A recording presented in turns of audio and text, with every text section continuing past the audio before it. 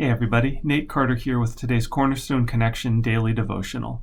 Well, today is day number 3 in our 5 days of prayer as a church, and I found this to be just a very rich time of praying in several different perspectives among several different categories, and I hope that you've enjoyed it as well.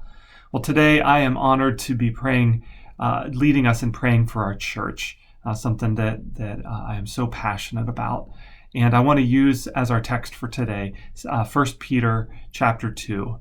And before I read, just a reminder who Peter is. Peter is one of the disciples, and he's the one who Jesus said, Peter, you are the rock. You're the rock upon which I'm going to build my church. And so now we hear from Peter as he addresses the church, which also means he's addressing us, you and me. And listen to what he says, beginning in 1 Peter 2, verse 9. He says, you are a chosen people, a royal priesthood, a holy nation, God's special possession, that you may declare the praises of him who called you out of darkness into his wonderful light. Once you were not a people, but now you are the people of God. Once you had not received mercy, but now you have received mercy. In verse 9, Peter describes us as a holy nation.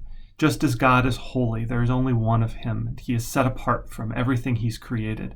So we are called to be a holy people who are set apart from the rest of the culture. We live in the world, but not of the world. And as such, we shouldn't act like the rest of the world. And I think the prayer here as a holy nation is that we would act into the position that we've been called to act differently than the world around us. And to respond to the way that God has already declared us to be holy. And then it goes on to say that we are a royal priesthood. Now, priest is probably not a term that you use very often, but a priest in the Old Testament is one who would represent God to the people and represent the people to God.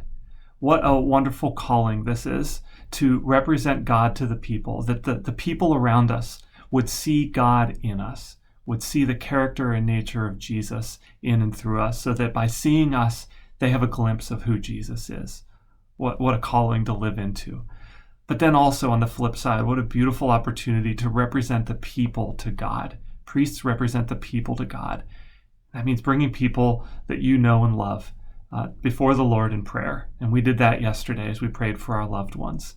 So represent God to the people and represent people to God. And finally, in verse 9, an acknowledgement that we are God's special possession. And I think here, this is a chance for us to exhale and recognize that we've been called and declared by God to be his. We can have security and confidence in that knowledge that what God has declared to be his, he's not going to quickly lose his grip on. We can rest in his mercy. We can rest in his grace. We can rest in who we are called to be.